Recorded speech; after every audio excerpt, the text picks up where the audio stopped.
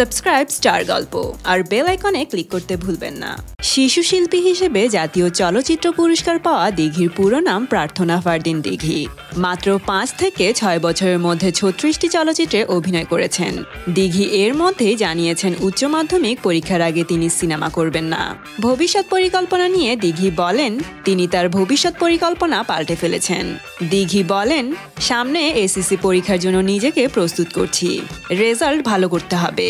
আমি বুয়েটে পড়তে চাই, হতে চাই আর্কিটেক্ট। আগে বলেছিলাম ডাক্তার হব, কিন্তু ভবিষ্যৎ পরিকল্পনা পাল্টে ফেলেছি।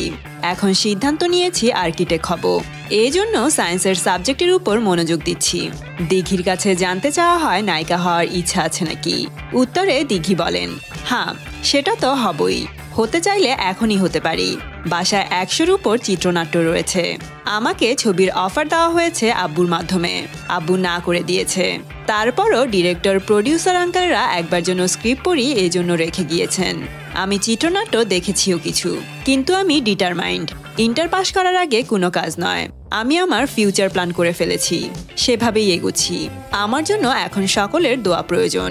তো বন্ধুরা, দিঘির ভবিষ্যৎ পরিকল্পনা আপনাদের কাছে কেমন লাগলো? আর দিঘিকে আপনারা কি নায়িকা হিসেবে দেখতে চান? কমেন্ট করে জানিয়ে দিন আপনার মতামত।